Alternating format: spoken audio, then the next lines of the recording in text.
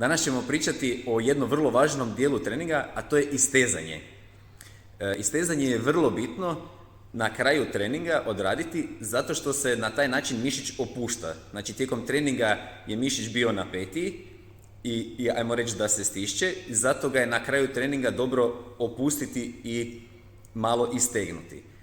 Na taj način, ako je mišić opušteniji, brže će se i lakše oporavljati.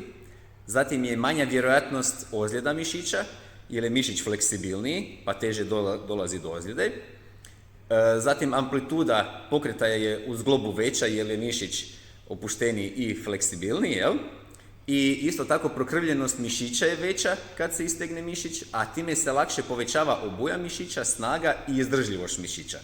I isto tako nakon istezanja ugoda od tog vježbanja je bila veća, a i na svakom sljedećem treningu će nam biti lakše jer se ne osjećamo ukočeni nego lijepo opušteni.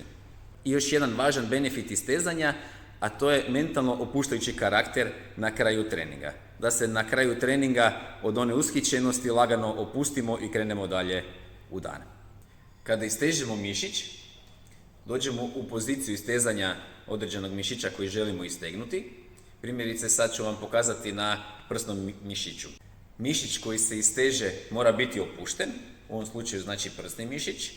Istegnut ćemo ga tako da stavimo dlan malo više od ramena, ruka je opuštena kako bi bio opušten i prsni mišić i zatim krenemo istezati taj mišić.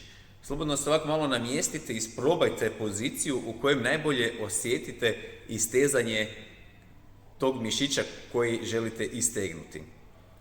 I idete, ajmo reći, zatežite sve do jačine 6. Znači recimo ako je od 1 do 10 nekakva skala, oko šestice bi bilo najbolje osjetiti taj mišić da se isteže. Što to znači? Recimo jedinica je lagano skroz, da ni ne osjetimo nikakvo istezanje, a 10 bi bilo čupanje već. Znači nekakva ona, kako se kaže, ugodna bol. Mišić je znači opušten i zadržati taj položaj jedno 15-20 sekundi. Nakon toga istegnemo sve ostale mišiće koje želimo istegnuti.